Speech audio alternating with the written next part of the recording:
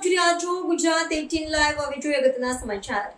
બાબા સાહેબ આંબેડકર વિરુદ્ધ થયેલ અભદ્ર ટિપ્પણીને લઈને મૂળ નિવાસી એકતા મંચ અને ભીમ આર્મીના આગેવાનો દ્વારા કરજણ પોલીસ મથકે કરાઈ રજૂઆત. મધ્યપ્રદેશ ગ્વાલિયર હાઈકોર્ટના વકીલ અનિલ મિશ્રા દ્વારા સોશિયલ મીડિયામાં બાબા સાહેબ આંબેડકર વિરુદ્ધ કરવામાં આવેલી અભદ્ર ટિપ્પણીના પગલે વિવાદ ઊભો થયો છે. આ મામલે મૂળ નિવાસી એકતા મંચ અને ભીમ આર્મીના આગેવાનો દ્વારા કરજણ પોલીસ મથકે પહોંચીને પોલીસ ઇન્સ્પેક્ટરને લેખિત રજૂઆત કરવામાં આવી હતી. આગેવાનોએ વકીલ અનિલ મિશ્રા સામે કાયદાકીય કાર્યવાહી કરવાની માંગ કરી હતી.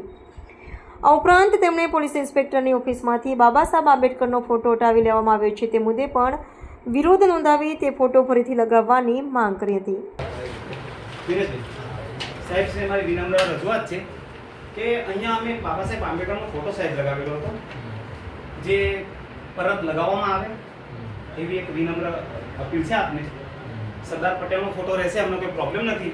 એ પણ દેશના માટે લડેલા વ્યક્તિ છે, બંધારણ એમણે પણ દેશને એક કરવાનું કામ કર્યું છે. પણ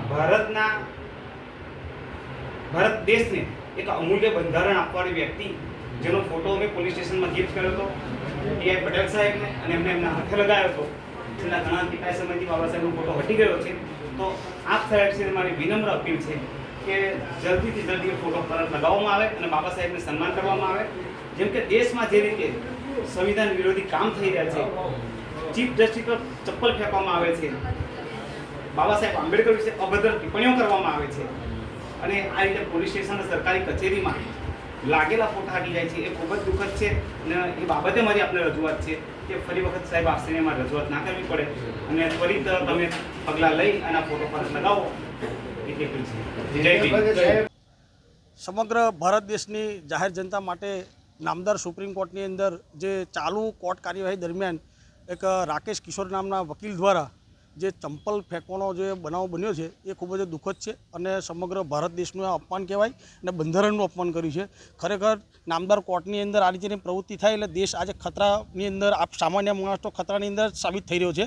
કારણ કે જો દેશની સર્વોચ્ચ અદાલતની અંદર જો આવું ઘૃણાસ્પદ કૃત્ય થતું હોય તેને અમે સખત શબ્દોમાં વખોડી નાખીએ છીએ અને અમારી આજ રોજ માંગણી છે, અમે કરજણ પોલીસમાં અરજી આપી છે તથા એ બંને રાકેશ કિશોર તથા અનિલ મિશ્રા કે જેમણે પણ બાબા સાહેબ આંબેડકર વિશે બહુ ખરાબ અભદ્ર ટિપ્પણી સોશિયલ મીડિયામાં કરી છે, સદંતર ખોટું છે.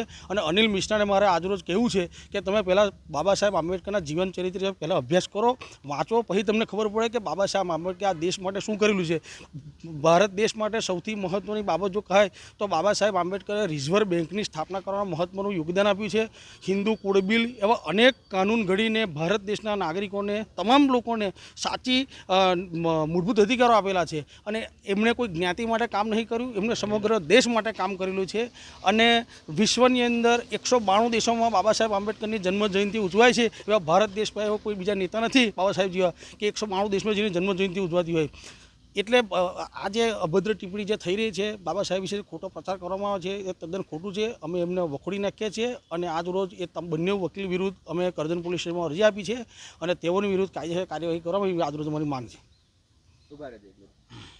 દેશ ગરીબ, શોષિત, વંચિત સમુદાય પર સદંતર અત્યાચારો વધતા જાય છે. દેશના રાષ્ટ્રપતિને મંદિરમાં આમંત્રણ નહીં આપવું, ઘૂસવા નહીં દેવા, દેશના રાષ્ટ્રપતિને મંદિરના ઉદ્ઘાટનમાં નહીં બોલાવવા, દેશના ચીફ જસ્ટિસને ચપ્પલ મારીને અપમાનિત કરવા, આ મનુવાદી લોકો ભારત દેશના SC, ST અને બહુજન સમાજને આવું બધું નાટક કરીને સૂચના આપવા માગે છે કે અમે તમારા સમાજના આટલી ઊંચા લેવલ પર અને ઊંચી કક્ષાએ પહોંચેલા લોકોનું પણ અપમાન કરી શકીએ છીએ, એમ કરી અને આખા સમાજને એ અપમાનિત કરે છે.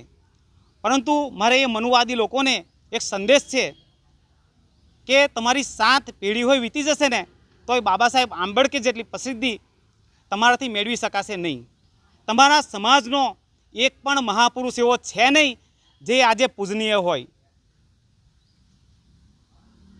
મહાત્મા બુદ્ધ હોય, રોહિદાસ હોય, કબીર હોય કે માન્યવર કાંચીરામ સાહેબ હોય, મહાત્મા સાહુ હોય, બાબા સાહેબ આંબેડકર હોય, ભગતસિંહ હોય, સરદાર પટેલ હોય, આવા તમામ રત્નો બહુજન સમાજમાં પાક્યા છે.